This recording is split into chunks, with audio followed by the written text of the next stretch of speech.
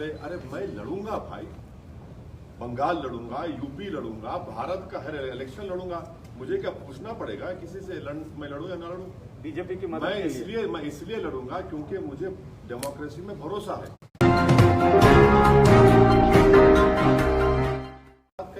नहीं, लेकिन सर जो सवाल जो अभी किया वो उसी सवाल को मैं फिर से बता रहा हूँ। सीमांचल का विकास सबसे इम्पोर्टेंट है और उसके लिए सरकार बनाने में कोई भूमिका आप अपनी पाते हैं या सरकार को कुछ इस तरह का सपोर्ट करना, जैसे तेलंगाना में एक रिजल्ट जब आएगा जब ही तुम आपके सवाल का जवाब दे पाएंगे। आप इस पोजीशन में मुझे बोलेंगे स्पेकुलेट करो, मैं क्यों स्पेकुलेट करूंगा? मैं तो आपके सामने जब फाइनल रिजल्ट आ जाएगा आपको भी अंदाजा होगा, मुझे भी अंदाजा होगा, तब फैसला करेंगे। सर, आपका मकसद हमेशा बीजेपी को रोकना रहा है और आप उसके लिए एड़ी चोटी एक किए रहते हैं, लेकिन आपका शुक्रिया बहुत कम से कम आप तो समझे। लेकिन आप समझ गए, बहुत बड़ी बात। सवाल पूरा सुन लीजिए सर। आपने चुनाव लड़ा, 5 सीटें जीते आप, जहां आरजेडी जीतती रही है। आपको नहीं लगता कि बीजेपी को रोकने के लिए आप उनके साथ हाथ मिला सकते थे? एक तरह से जिन ताकतों को रोकने के लिए आप काम करते रहे उन्हीं को इनडायरेक्टली मदद कर दिया आपने। अभी वही बोला जा रहा है सर, आपके साथ इंडिपेंडेंट एमएलए को लेके बनाने की बात हो रही है। देखिए, मध्य प्रदेश में तो मैं नहीं लड़ा। मैं क्या उड़ के गया था मध्य प्रदेश में? गुजरात में नहीं लड़ा। कैसे हार गए भाई? कर्नाटका हार गए। कितना बोले आप, बोलिए, मुझे फर्क नहीं पड़ता।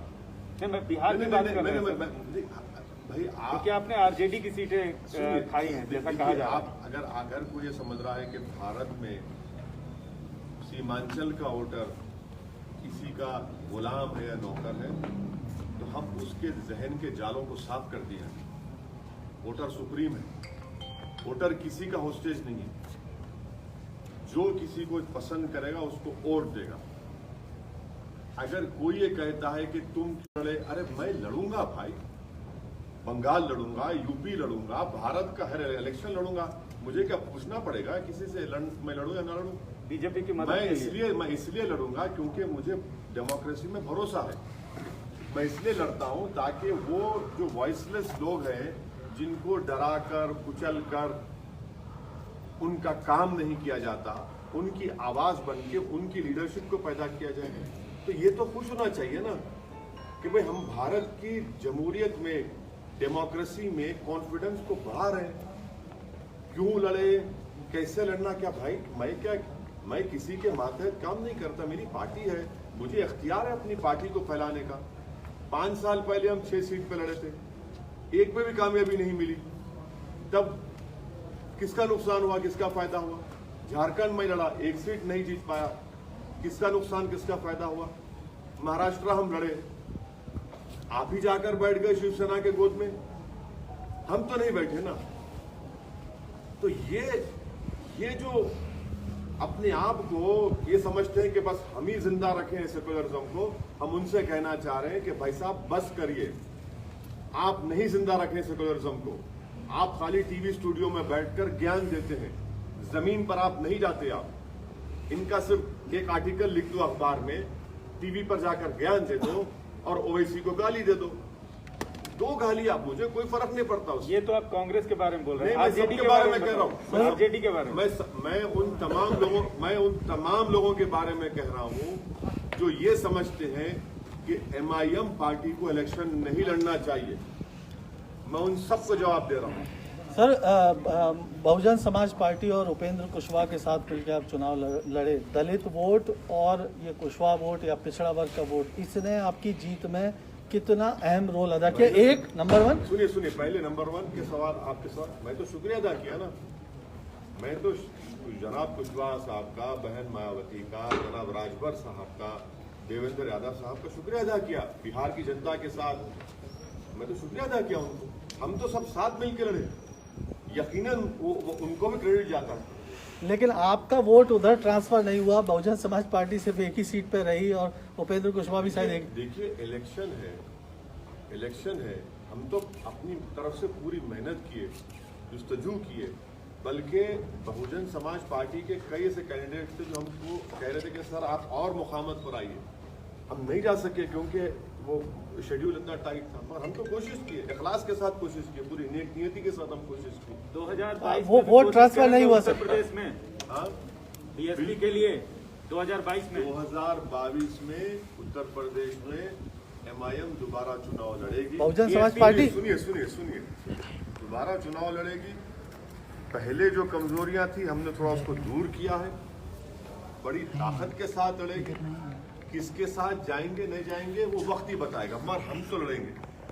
बंगाल सर, बंगाल बंगाल में क्यों अरे भाई हर जगह लड़ना चाहिए।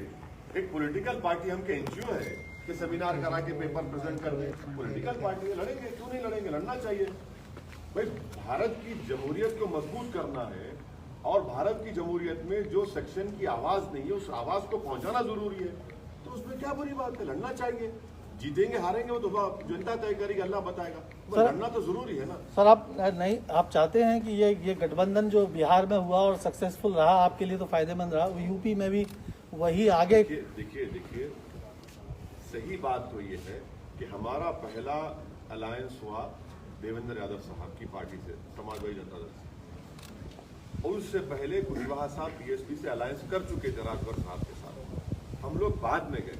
तो ये बिहार की इलेक्शन किस तक हुआ, यूपी में क्या होगा मैं अभी कैसे बताऊंगा आपको, मैं भी कैसे बताऊंगा आपको।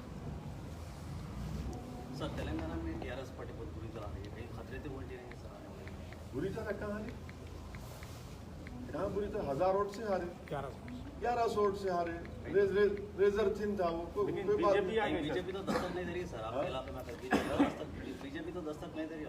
बहुत लोग दस्तक देते, दस्तक देने वाले दस्तक देते, दस्तक देने से क्या होता है, जब घनगरज होंगी तो दस्तक बुझ जाती ना उसको, दस्तक देते, बहुत से लोग दस्तक दे रहे, 50 साल से दस्तक दे रहे, क्या होता है उससे देना चाहिए, कोई बात नहीं। सर आपके घर तेलंगाना में बीजेपी की तादाद बढ़ रही है, 4 सीटें MP की जीती, ये एक हाल ही में आज का जो रिजल्ट है, और आप बाहर चुनाव लड़ रहे हैं, आपको नहीं लग रहा कि अपने राज्य में आप कमजोर हो रहे हैं? मैं हारा क्या, आपकी सहयोगी पार्टी है। मैं हारा क्या, आपकी सहयोगी आपका पार्टी। TV9 की बहुत ही बदतमीजी की न्यूज थी आपकी।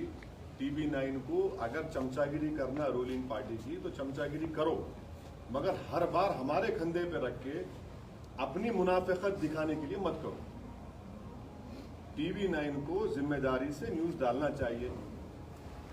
किसी का गुस्सा आप मेरे पे क्यों निकाल रहे भाई, हारे आप जीते आप, नहीं आप क्या करें, अरे मेरे से क्या ताल्लुक भाई, नहीं OIC बिहार में चले गए, आपको क्या मालूम मैं क्या कहने करा। तो ये जो है ना, ये बस तलबे चाटने की जो पॉलिसी है वो मत करो प्लीज, सवाल करो बोल दो, मैं मेरा ताल्लुक भी नहीं उससे, मेरे को मालूम तक भी नहीं, आप न्यूज चला दिए, क्या बोलते नहीं गवर्नमेंट के पास KCR के पास नंबर बढ़ जाना, ऐसा नंबर बढ़ाना है तो करो, हम आपने हमारा ही खंदा मिला ना आपको, मजबूत खंदा है, कमजोर खंदे पे तो खड़े तो गिर जाते आप, no problem. Sir Adhir Ranjan Chaudhary कहते हैं कि आपको यूज करके बीजेपी, हम आ रहे बंगाल को, आ रहे बंगाल को, आ रहे हम बराबर आएंगे बंगाल को, मुर्शिदाबाद भी जाएंगे, मालदा भी जाएंगे, दिनाजपुर जाएंगे, सब जगह जाएंगे। अधीर रंजन चौधरी क्या ठेका लेके बैठे हुए मुसलमानों का? अधीर रंजन चौधरी को बताना चाहिए कि अपनी कॉन्स्टिट्यूंसी में मुसलमान इतने बुरे हाल में क्यों हैं। अधीर रंजन चौधरी को बताना चाहिए कि उन्हें मुसलमानों के लिए क्या किया। अधीर रंजन चौधरी तुम जान लो इस बात को कि वोट हमारा, राज तुम्हारा नहीं चलने वाला है अभी। आप हार रहे। कल तक जब पूरे एग्जिट पोल्स आ रहे थे तो मिठाइयां खा रहे थे आप, फूल बांट रहे थे, आसमान पे उड़ रहे थे, पटाखे फोड़ रहे थे, वो आगे। अरे 70 सीट दी है ना, क्या किया आपने वो तो बता दो। क्या क्या मैंने मैं आपको एक वाकया शेयर कर रहा हूं। जब ये आखिरी दिन का कैंपेन खत्म हुआ 5 तारीख को, तो मेरी मीटिंग थी कोचाधामन में। मैं कोचाधामन से मीटिंग खत्म करके जा रहा था, तो इस हमारी विक्ट्री में बता रहा हूं आपको, बहुत बड़ा रोल महिलाओं का रहा। मैं अपनी लाइफ में इतनी पब्लिक मीटिंग्स किया हूं, मगर एक पब्लिक मीटिंग में इतनी बड़ी तादाद में महिला आते थे कि गैर मामूली, और यकीनन मैं कह रहा हूं कि उनका बहुत बड़ा रोल रहा। जब मैं लास्ट मीटिंग करके जा रहा था तो मेरे को उन महिलाओं ने रोका कि सेल्फी लेना है। बोले बराबर लीजिए, और मैं भी चाह रहा था कि सेल्फी लिए। उसके बाद एक महिला ने मुझसे कहा कि वैसी तुम्हारे बारे में बहुत अनाप शनाप बोल रहे हैं ये लोग, इनको 7 तारीख को हम बताएंगे और तुम देखना जब वो डब्बा खुलेगा इसका जवाब हम दे देंगे। देख लीजिए आप, बागडोरा एयरपोर्ट पर मैं गया, मेरे को रोककर वहां पे महिलाओं ने कहा कि हम दिल्ली जा रहे हैं और वापस आएंगे, बड़ा अनाप शनाप तुम्हारे बारे में इन्होंने कहा है। आप बोलते जाइए, मेरे को फर्क पड़ने वाला नहीं है, मैं रुकने वाला नहीं हूं। मैं पहले भी कह चुका हूं कि आप जितना बोल सकते बोलिए, मैं आपका जवाब नहीं दूंगा, जनता जवाब देगी, कुदरत जवाब देगी। मेरी मौत मेरे को रोक सकती, ये क्या बात है? आप जो यानी कोई बात है, बोले जा रहे हैं, जो मुंह में आया बोलते हैं, कुछ तो रोकना चाहिए ना। सर, ये गठबंधन का जो फॉर्मूला है, बिहार में बहुत अच्छा काम किया, बंगाल में भी इस तरह की संभावनाएं तलाशने के लिए क्या आप कोशिश करेंगे? और कौन कौन से ऐसे पार्टी आप समझते हैं जो आपकी विचारधारा से मेल खाती हैं और जिनसे कुछ? तिवारी साहब, हमको तो कोई हाथ लगाने तैयार नहीं है ना। ऐसा लगता है कि इसको हाथ लगाओ तो 550 kV का शॉट लग जाएगा। हम करेंगे, मेहनत करेंगे, कोशिश करेंगे, हमारा काम कोशिश करना है, लड़ना हमारा काम है, देखेंगे आगे क्या होता है। गठबंधन की कोशिश भी हो। अरे भाई, इलेक्शन जीतने के लिए जो भी डेमोक्रेटिक उसूल है उसको अपनाएंगे। Okay sir.